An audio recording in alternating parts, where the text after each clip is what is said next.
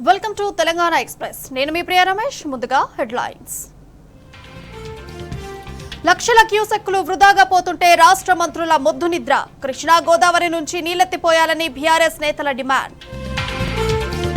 అన్నదాతలు ఆందోళన చెందుతుంటే కాంగ్రెస్ సంబరాలు. సర్కారు రుణమాఫీ, రైతు భరోసా ఎగ్గొట్టిందని బీఆర్ఎస్ నేతల ఫైర్.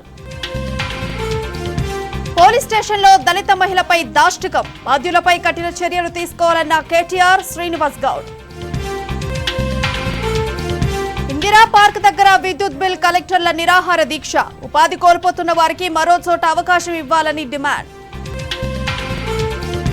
హైదరాబాద్ నిజాం కాలేజీలో విద్యార్థినిల ధర్నా. డిగ్రీ వాళ్లకే హాస్టళ్లలో అడ్మిషన్లు ఇవ్వాలని ఆందోళన.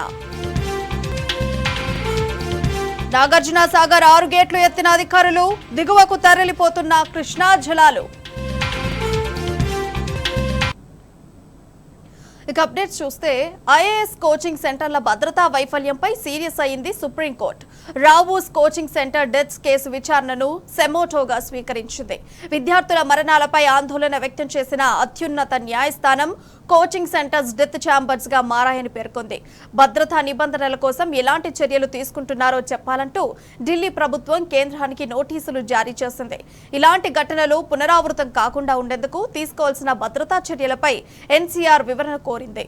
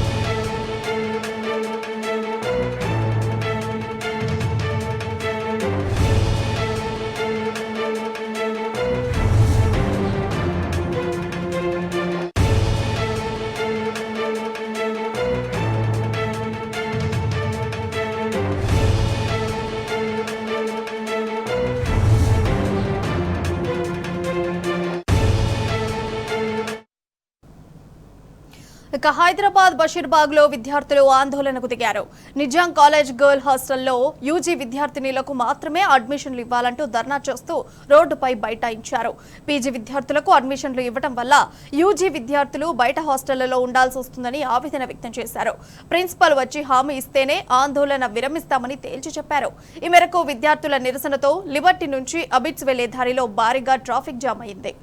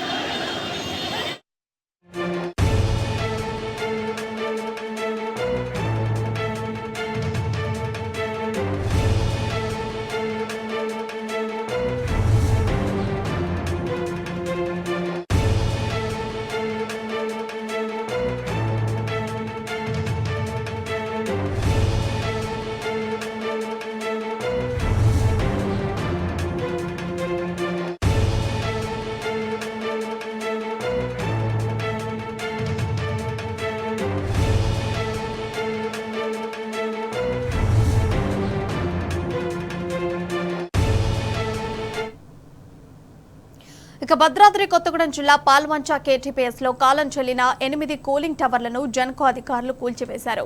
115 మీటర్ల ఎత్తులో ఉన్న కూలింగ్ టవర్లను ఇంప్లోజన్ టెక్నాలజీ ద్వారా కూల్చివేశారు. ఇక దీంతో దాదాపు 6 దశాబ్దాలకు పైగా సేవలందించిన కూలింగ్ టవర్లు సెకండ్ల వ్యవధిలో కనుమరుగైపోయాయి. ఉమ్మడి ఆంధ్రప్రదేశ్ లో 1965 నుండి 67 నుంచి మొదలుపెట్టి 78 వరకు పాల్వంచలో ఏబీసీ విద్యుత్ స్టేషన్లను నిర్మించారు. 60 మెగావాట్ల సామర్థ్యంతో 120 మెగావాట్ల సామర్థ్యంతో మరో 4 యూనిట్ల ద్వారా 720 మెగావాట్ల విద్యుత్తును ఉత్పత్తి చేశారు. ఆ 3 స్టేషన్ల కాలపరిమితి ముగియడంతో ఇప్పటికే అనుబంధ వ్యవస్థల శిథిలాలను కూల్చేసిన అధికారులు ఇవాళ కూలింగ్ టవర్లను నేలమట్టం చేశారు.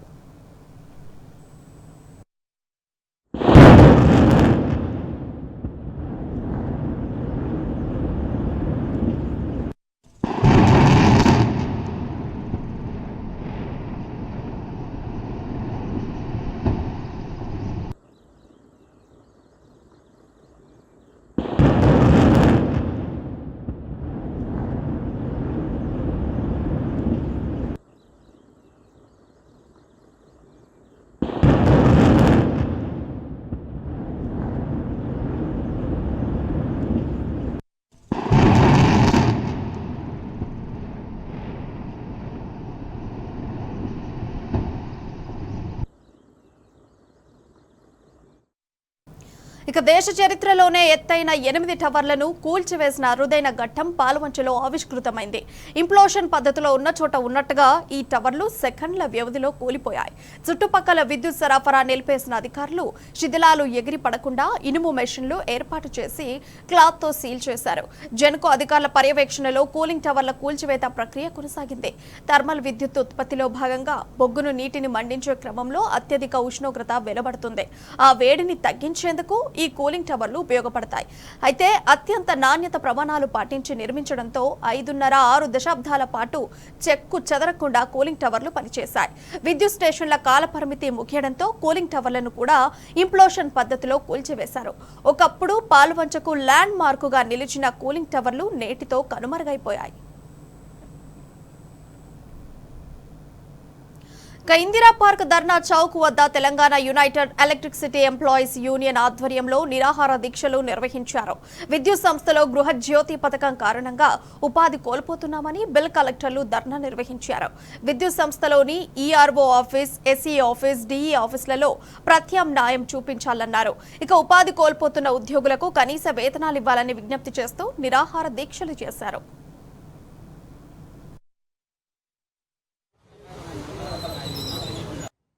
గురునాథం గారు మధ్యన ఖమ్మం డిస్ట్రిక్ట్ వీరికి ఇక తెలంగాణలో ఉప ఎన్నికలు తప్పవన్నారు BRS working president KTR.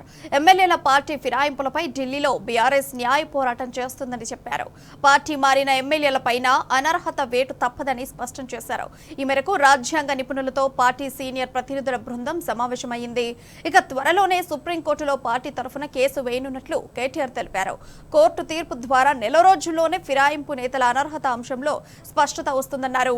Party మారిన ఎమ్మెల్యేలకు ప్రజాక్షేత్రంలోనే బుద్ధి చెప్తామన్నారు.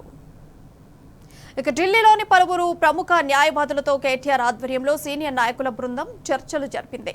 ఇప్పటికే పార్టీ ఫిరాయింపుల విషయంలో మణిపూర్కు సంబంధించిన ఎమ్మెల్యేలపై అనర్హత వేటు పడిందన్నారు. 3 ఎమ్మెల్యేల అనర్హత వేటుకు సంబంధించి హైకోర్టులో వేసిన పిటిషన్తో పాటు పార్టీ మారిన ఎమ్మెల్యేలపైన స్పీకర్కు చేసిన ఫిర్యాదు విషయాన్ని, వాటికి సంబంధించిన పత్రాలను న్యాయ నిపుణులకు అందించారు. ఈ విషయంలో సుప్రీంకోర్టు మార్గదర్శకాలు స్పష్టంగా ఉన్నందున హైకోర్టు సైతం ఎక్కువ కాలం వాయిదా వేసే అవకాశం లేదని న్యాయ నిపుణులు తెలిపారు. షాద్నగర్ లో దళిత మహిళలపై పోలీసులు వ్యవహరించిన తీరు అత్యంత నీచమన్నారు BRS working president KTR. BRS party ఈ ఘటనను తీవ్రంగా ఖండిస్తోందన్నారు. వెంటనే ఈ దాడికి పాల్పడిన పోలీసులపై ఎస్సీ ఎస్టీ అట్రాసిటీ కేసు నమోదు చేయాలని డిమాండ్ చేశారు. బాధ్యులపై కఠిన చర్యలు తీసుకోవాలన్నారు. బాధిత మహిళలకు న్యాయం చేయాలన్నారు. దళిత వ్యతిరేక, మహిళా వ్యతిరేక కాంగ్రెస్ సర్కారును తెలంగాణ సమాజం ఎప్పటికీ క్షమించదన్నారు కేటీఆర్.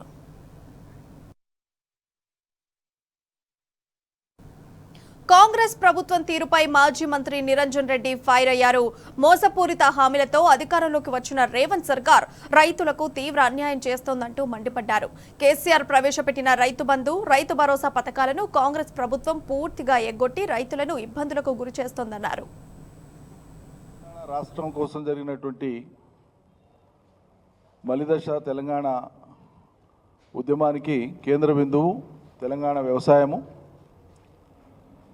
సాగునీళ్లు, రైతాంగ వెదలు, సంక్షోభంలోంచి వ్యవసాయాన్ని గట్టెక్కించి ఇది ఆత్మాభిమానంతోన గౌరవప్రదంగా చేపట్టి ముందుకు సాగవలసినటువంటి వృత్తి అని చెప్పి నిరూపించడానికి అది ఆచరణలో కేసీఆర్ సర్కార్ చేసి చూపించింది. ఈ రంగాన్ని బలోపేతం చేద్దామని చెప్పి ఎంతో మదనపడి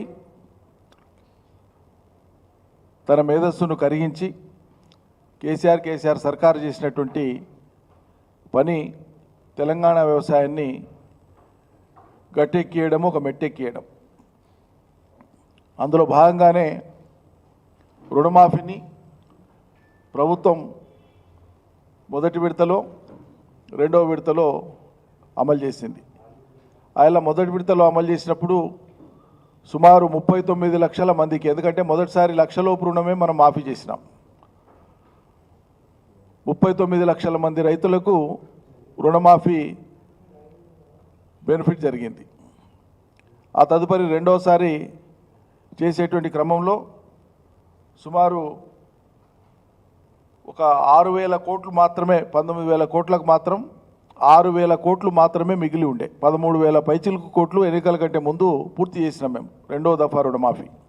కాంగ్రెస్ పార్టీ అధికారం కోసం తహతహలాడుతూ రాష్ట్రంలో అభూత కల్పనలు కల్పిస్తూ ఆచరణ సాధ్యంగాని మాటలు చెప్తూ అనేక రకాలుగా ప్రజల్ని నమ్మబలికి తెలంగాణ రైతాంగాన్ని ఆ రోజు ఎన్నికల కోసం, ఓట్ల కోసం వాళ్ళు చెప్పినటువంటి హోల్సేల్ అబద్ధాలు కాంగ్రెస్ పార్టీ పిసిసి అధ్యక్షుడు కావచ్చు, వాళ్ళ మొత్తం పార్టీ యంత్రాంగం కావచ్చు, ఆఖరికి వాళ్ళ మేనిఫెస్టోలో పెట్టినటువంటి అంశం కావచ్చు, 2 లక్షల రుణమాఫీని డిసెంబర్ 9 నాడే మేము చేసి తీరుతామని చెప్పి ప్రగల్భాలు పలికిన విషయాన్ని గుర్తు చేస్తున్నా. మరి మీరు చెప్పిన లెక్క ప్రకారంగా ముందు 40,000 కోట్లు అన్నారు, తర్వాత 31,000 కోట్లకు అడ్వర్టైజ్మెంట్లు ఇచ్చిండ్రు, లక్షకే పూనుకొని అది కూడా సంఖ్యాపరంగా 11,20,000 మందికే. మొదటి విడత ఈ సర్కారు డిసెంబర్ అని చెప్పి మార్చికి తీసుకొని పోయి, మార్చ్ అని చెప్పి 15 ఆగస్టులో చేస్తామని చెప్పి జూలైలో మొదలుపెట్టి 11,20,000 మందికి చేసినటువంటిది 6,000 పైచిలు కోట్లు మాత్రమే. 11 లక్షలు మొదటిసారి, రెండోసారి చేసింది ఎంత? 1,00,000 నుంచి 1,50,000 మధ్యలో చేసింది ఎంత? 5 లక్షల పైచిలకు. అంటే మొత్తం ఎన్ని లక్షల మంది అన్నట్లు? మరి ఈ రైతుల సంఖ్య అంతా ఎడిపోయింది. రైతులు మాయమైపోయినరా మీ లెక్కన, లేకుంటే సంఖ్యను మీరు మాయం చేస్తారా? ఇచ్చినామని నమ్మబలకడం కోసం మీరు చెప్తున్నారు, కానీ అసలు రుణమాఫీపై, రైతుల సంఖ్యపై మీరు స్పష్టత ఎందుకు ఇస్తలేరు? మొదటి నుంచి ఇప్పటిదాకా మీరు చేసిన ఘనకార్యం ఏందన్నట్లు? మరి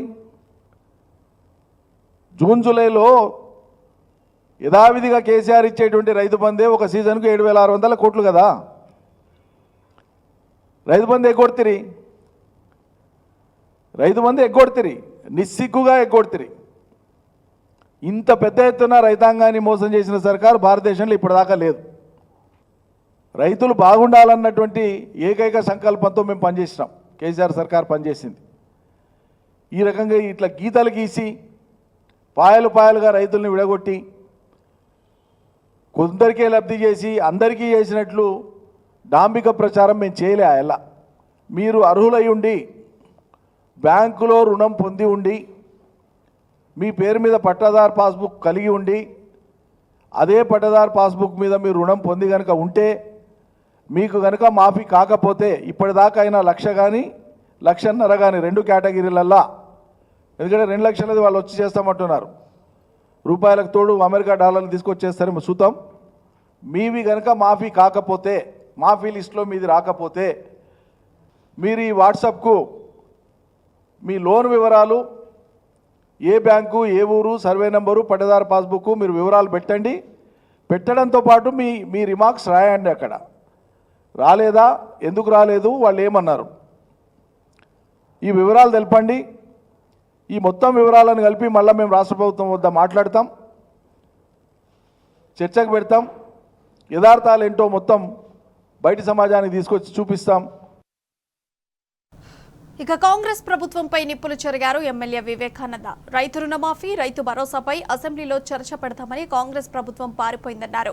రైతులను రేవంత్ సర్కార్ మోసం చేస్తోందని మండిపడ్డారు. రైతులకు బీఆర్ఎస్ అండగా ఉంటుందని హామీ ఇచ్చారు. కాంగ్రెస్ ఇచ్చిన హామీలు నెరవేర్చే వరకు బీఆర్ఎస్ పోరాటం కొనసాగుతూనే ఉంటుందని చెప్పారు. చట్టబద్ధత చేస్తా అని చెప్పినారు అన్ని అంశాలపైన. అసలు చర్చనే జరగలేదు. చట్టబద్ధత తర్వాత సంగతి, కానీ చట్టబద్ధత తర్వాత సంగతి చర్చల సమాధానాలు రాలేకపోయినాయి. మేము అడిగిన ప్రశ్నలకి ఆన్సర్స్ రాలేకపోయినాయి. రైతు రుణమాఫీ ఎప్పుడు చెప్పినారు? December 9th. కానీ 8 నెలలు కావచ్చినా కూడా కాలేదు. మనందరం మొన్న పార్లమెంట్ ఎన్నికల్లో చూసినాం. ముఖ్యమంత్రి గారు తన యొక్క క్రెడిబిలిటీ కోల్పోయినారు.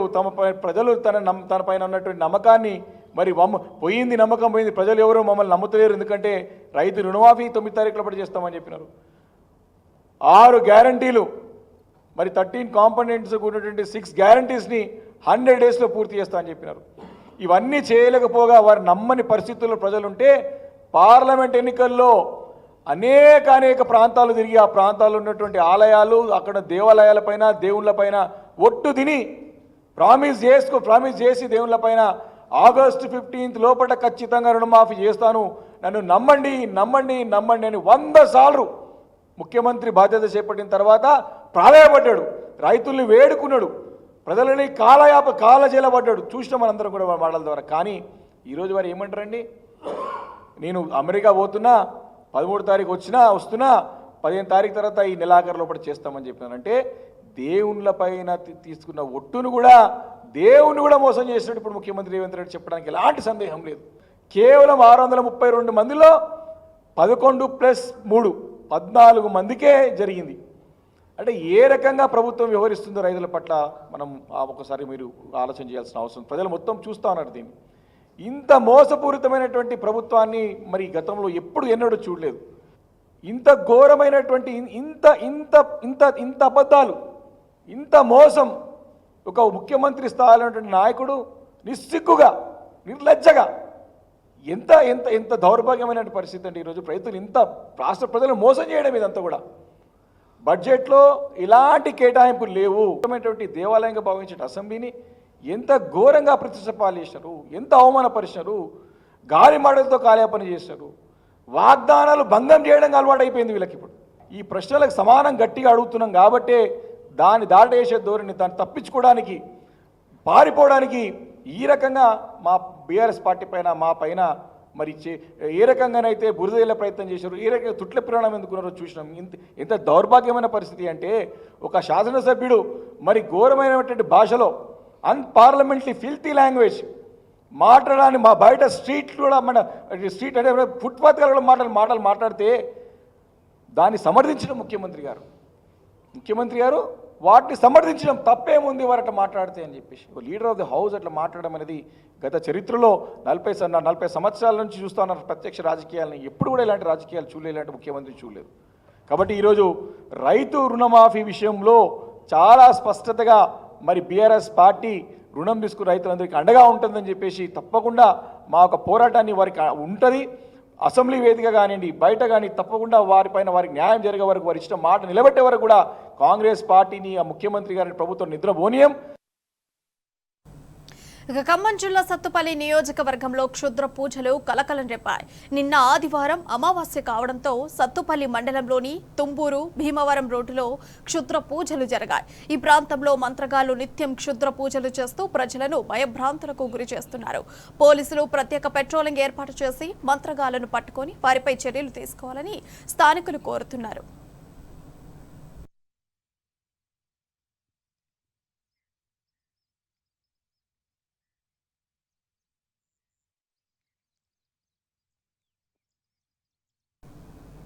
ఇక నాగార్జున సాగర్లో జల దృశ్యం ఆవిష్కృతమైంది. ఈ ప్రాంతమంతా కూడా జలకళ ఉట్టి పడుతుండటంతో పర్యాటక శోభ సంతరించుకుంది. జనాలు డ్యాం వద్దకు చేరుకొని కృష్ణమ్మ అందాలను తిలకిస్తున్నారు.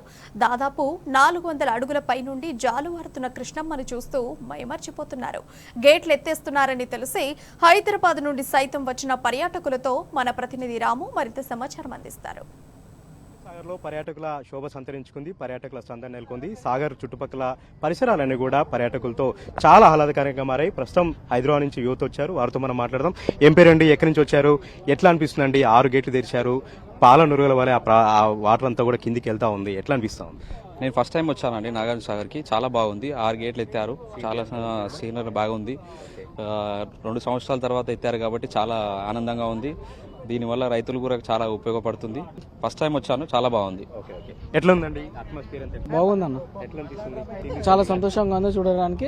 2 నెలల తర్వాత ఓపెన్ చేసిర్రు. అదే మేము శ్రీశైలం వెళ్ళి అక్కడ దర్శనం చేసుకుని మళ్ళీ ఇక్కడ నాగార్జున సాగర్లో గేట్స్ ఓపెన్ చేస్తారని చెప్పి తెలుసుకుని ఇక్కడికి వచ్చామండి. చాలా ఎంజాయ్గా ఉంది. ఆఫ్టర్ 2 ఇయర్స్ తర్వాత వచ్చాం. 2 ఇయర్స్ ముందు ఒక వ్యూ ఉంది, ఇప్పుడు ఇంకా చాలా బాగుంది వ్యూ కూడా. మంచిగా ఉంది అన్న. చాలా ఫొటోస్ దిగుతున్నాం. మెమరీ, సెక్యూరిటీ కూడా బందోబస్తు మంచిగానే పెట్టారు. చాలా సంతోషంగా ఉంది. పర్యాటకులందరూ కూడా ఎంతగానో ఎంజాయ్ చేస్తా ఉన్నారు. ప్రస్తుతం మనం పోలీస్ బందోబస్తు మనం చూస్తా ఉన్నాం. ఎవరు కూడా నది సమీపంలోకి వెళ్లకుండా, నదిలోకి ఎవరు దిగకుండా పకడ్బందీగా ఇక్కడ ఆర్ఐ గారి నేతృత్వంలో పకడ్బందీగా బందోబస్తు కూడా ఏర్పాటు చేశారు. ఎక్కడికక్కడ బారికేడ్స్ కూడా ఇక్కడ ఏర్పాటు చేస్తుంటే పరిస్థితి మనం చూస్తా ఉన్నాం. ప్రస్తుతం పోలీస్ ఆఫీసర్ ఉన్నారు. సార్, ఎట్లా ఏర్పాటు చేశారు సార్? పర్యాటకులకు ఎలాంటి జాగ్రత్తలు మీరు చెప్తా ఉన్నారు? 2 ఇయర్స్ తర్వాత గేట్లు ఓపెన్ చేశారు కాబట్టి ప్రతి ఘాటు దగ్గర అయితేంది, ఈ పాత బ్రిడ్జ్ అయితేంది, తర్వాత డ్యామ్ దగ్గరికి కూడా ఎవరికి కూడా ఎటువంటి ఇబ్బంది కాకుండా, వచ్చే సందర్శకులకు ఇబ్బంది కాకుండా మా సాగర్ సిఐ గారి ఆధ్వర్యంలో పటిష్టమైన బందోబస్తు ఏర్పాటు చేశాము. లోతట్టు ప్రాంతాలు ఉన్నాయి సార్, నది పరివాహక గ్రామాలు కూడా ఉన్నాయి. అక్కడ కూడా ఎట్లా టామ్ నిర్వహించారు? అక్కడ కూడా ప్రజలకు ఎట్లా అప్రమత్తం చేశారు? మత్స్యకారులు కూడా కొద్దిమంది కనపడతా ఉన్నారు, వాళ్ళకి ఏం చెప్తారు సార్? ఎస్, ఇప్పుడు మత్స్యకారులో కూడా మన డ్యామ్ ఇరిగేషన్ డిపార్ట్మెంట్ వాళ్ళు ఇచ్చినటువంటి సలహాలు అయితేంది, కలెక్టర్ గారు ఇచ్చినటువంటి ఆదేశాల మేరకు కూడా ఈ నదీ పరివాహక ప్రాంతంలో ఉన్నటువంటి ప్రతి గ్రామానికి అయితేంది, ఎక్కడైతే జనాలు నదిలోకి పోయే ప్లేసెస్ ఉంటున్నాయో ప్రతి ప్లేస్ దగ్గర కూడా అక్కడ సెక్యూరిటీ విలేజ్ లెవెల్లో అయితేంది, పోలీస్ లెవెల్లో అయితే అందరినీ కూడా అక్కడ సరైన భద్రత ఏర్పాట్లు మాత్రం నిన్న సాయంత్రం నుంచే ఏర్పాటు చేయడం జరుగుతుంది. ఈ విధంగా పోలీసులు పకడ్బందీగా బందోబస్తు ఏర్పాటు చేశారు. ఎవరు కూడా నదిలోకి వెళ్లి ప్రమాదాన్ని కొని తెచ్చుకోకుండా పకడ్బందీగా ఏర్పాటు కూడా చేయడం జరిగింది. శ్రీశైలం నుంచి 3 లక్షల పైచీలకు క్యూసెక్ల నీరు ఇంఫ్లోగా వస్తుండడంతో వచ్చిన వరదను వచ్చినట్టుగా క్రస్ట్ గేట్ల ద్వారా దిగువ ప్రాంతానికి వదిలిపెడుతున్నటువంటి సుమధుర దృశ్యాలను మనం చూస్తా ఉన్నాం. ఈ ప్రాంతం అంతా కూడా ఒక సందడిగా మారింది, పర్యాటక శోభ సంతరించుకుంది. దాదాపు 400 అడుగుల పై నుంచి ఆ పాలనురుగుల వల్లే ఆ కృష్ణమ్మ కిందికి దూకుతున్నటువంటి ఆ తుంపర్లను చూడడానికి 2 కళ్ళు కూడా చాలట్లేదు. మొత్తంగా నాగార్జున సాగరం జలకళ సంతరించుకుంది, నిండుకుండలాగా మారింది. క్రస్ట్ గేట్లు తెరుచుకోవడంతో నాగార్జున సాగర్ సరికొత్త అందాన్ని సంతరించుకుంది. డ్యామ్ నుండి కెమెరా పర్సన్ వెంకట్తో రాము, టీ న్యూస్. ఇక శ్రీపాద ఎల్లంపల్లి జలాశయంలోకి ఎగువ నుంచి ఇన్ఫ్లో భారీగా తగ్గింది.